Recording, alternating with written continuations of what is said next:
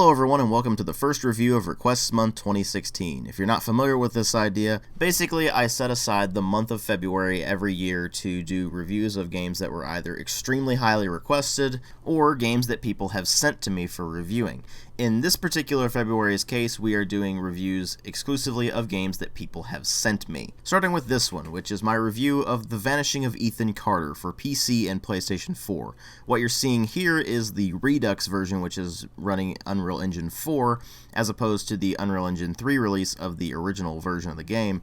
And this was sent to me by Mr. Jensen, so thank you for that, it is greatly appreciated. This is a first-person adventure game by The Astronauts that was originally released for PC in September of 2014 and later saw a re-release as the Redux version, which came out on PC and PlayStation 4 the following year. And it was generally very well received, including winning an award from the British Academy of Film and Television Arts for game innovation that year, and it was nominated for lots of other awards as well. So, generally speaking, people seem to like this quite a lot. That said, it wasn't without its fair share of people who dislike it, with a lot of these complaints centering around the fact that it's basically what you call a walking simulator. If you're not familiar with that genre, it's something I don't really cover very much on this channel simply because I tend to find them rather boring as well. But the idea is that you have limited interactions with the actual game and you're mostly just walking around looking at things, reading things, listening to narration, such like that.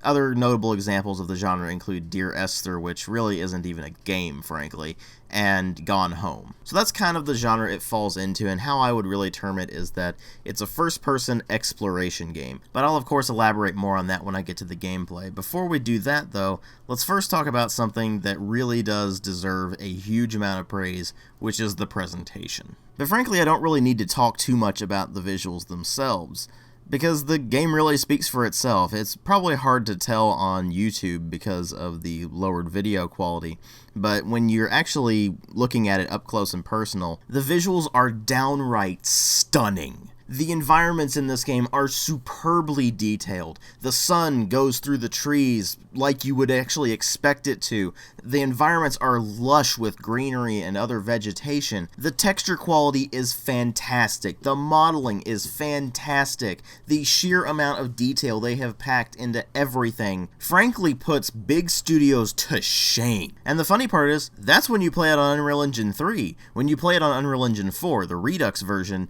it's even better.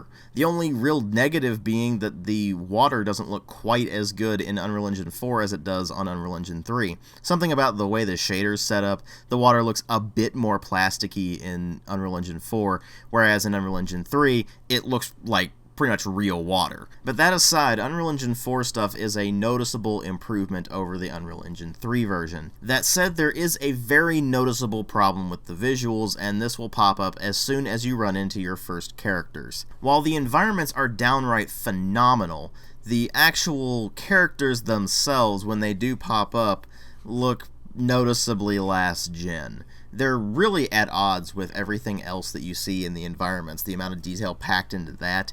And then you look at these characters, and they really don't look very good. Don't get me wrong, I've definitely seen worse, but they're just so disappointing when you get these absolutely stunning environmental visuals, and the characters themselves just end up looking incredibly mediocre, really. Luckily, the characters are only a fraction of the visuals in this thing, so everything else ends up working out very, very well in this game's favor. The other thing that works out very well in its favor is the sound design. You can tell right from the beginning of the game that this is going to be a very atmospheric game, and this is achieved through the combination of the visuals and the excellent ambient sounds, as well as the very fitting and often very understated soundtrack. It fits in perfectly with what you're doing, which is just exploring this really serene, but somehow slightly sinister environment. And that all works together very well to create a very strong atmosphere for this thing. You get this sense of everything just kind of being slightly weird.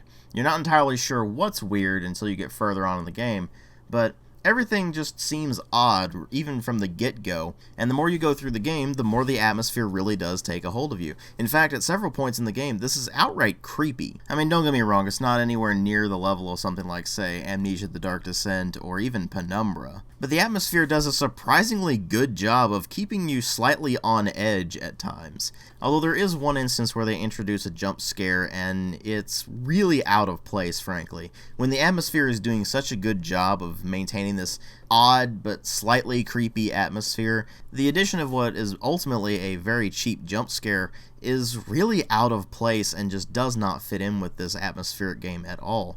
That was the only instance in the game where I really felt something was out of place. Everywhere else, it all fit together very, very well. And then they throw in a jump scare because I guess they felt they needed to. Regardless of their rationale, it really doesn't work out in the game's favor, and this game is really at its best when you have all these elements working together to make a very subtle atmosphere. Now, one thing that isn't so subtle about this is the voice acting, which admittedly is a bit amateurish, but generally speaking, it's pretty solid. For amateurish voice acting, I should say. They certainly don't detract from the experience, let's put it that way, but they don't really do all that much to add to it either.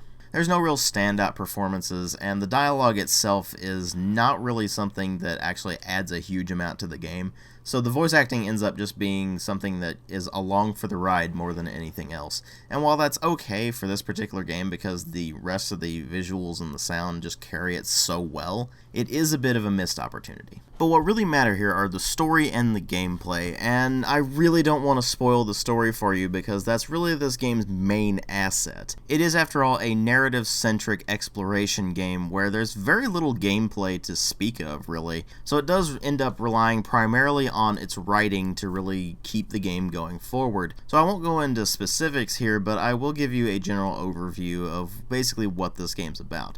You play as Paul Prospero, who is a paranormal investigator, and after receiving a letter from his fan Ethan Carter, he decides to go to Ethan's hometown of Red Creek Valley and starts finding some odd phenomena as well as evidence of violence in the village. So basically, throughout the game, you are investigating the strange happenings that occurred in Red Creek Valley, and you are trying to find out what happened to Ethan. Obviously, he has disappeared, so you're trying to find him. And very early on in the game, they start mentioning something called the Sleeper, and it starts to get more and more into the horror vibe, although it's really more of a pulpy horror like what you would see with something like H.P. Lovecraft, for example, although this is kind of a watered-down version of that. Still, the plot ends up being surprisingly interesting, even though it's actually pretty short and not really all that complicated. So when you do finally uncover the mystery and learn what this game's actually about, you get your aha moment, and it just kind of ends. And then comes the moment of reflection, looking back on what you just went through. And the question there becomes, was it worth it? And no, I don't really regret going through this game, it's just that it was really short, and by really short I mean it's about an hour long.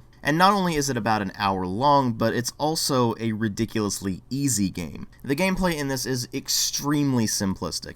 You walk up to various objects and it will pop up with some text. Inspect, for example.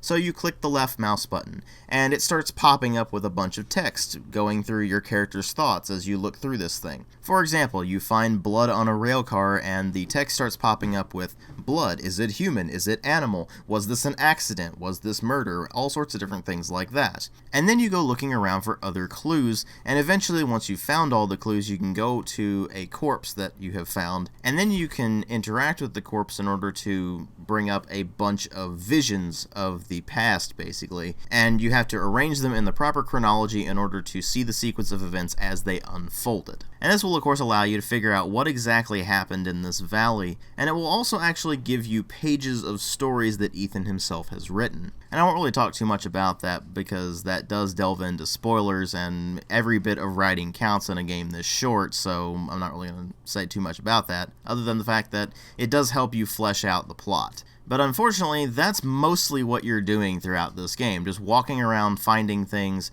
looking at them, and piecing together mysteries. Where things get a bit more interesting is when you actually encounter a puzzle, which are surprisingly few and far between, unfortunately. And even then, they're actually very simplistic puzzles, so they don't really do much in the way of challenging your mind. So the gameplay mechanics themselves end up being very simplistic and ultimately really shallow. So, if you go into this thing expecting a mechanically interesting experience, you're probably not going to find it. What you'll find instead is a game that's very heavy on visuals and atmosphere in general, with the next big focus being primarily on the narrative, and the gameplay takes a huge backseat to that. And while it's not quite to the same degree of not really being interactive as, say, Dear Esther, it's still extremely light on the interactivity, and I think that is going to be a huge detriment to a lot of people. Another big detriment to a lot of people is going to be the price point. Since the game is only about an hour long, unless you just get completely stuck and have to scour the environment for whatever it was you missed, it ultimately might be pretty hard for people to justify the price tag, considering you're really not getting that much game for your buck. So my ultimate verdict for this thing is actually very conditional. If this is your kind of game, if very low interactivity, very high narrative, very high atmosphere games are your jam, you are very likely to enjoy The Vanishing of Ethan Carter. If that is not your thing, you will probably either dislike it or outright hate it. If you're looking for a first-person adventure in the style of Myst, look completely elsewhere. If you're looking for just a first-person adventure that actually requires you to rack your brain for a solution to puzzles, then look elsewhere as well.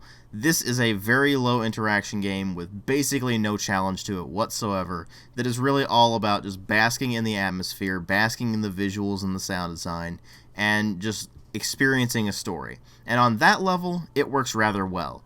But again, this is a very conditional 3.5 out of 5. It is an extremely hard game to recommend to everyone. For those of you who fit into the niche that this is catering to, you will probably very much enjoy it. But even then, I still can't really justify the rather high price tag for what you're getting here, which is really just an hour-long game. If it goes on sale, maybe pick it up, but while I certainly don't feel like my time was wasted and at times even enjoyed this game, your mileage almost certainly will vary, and it's extremely difficult to recommend it at full price. On sale? Sure, but at full price? No. Again, conditional 3.5 out of 5. Thanks for watching.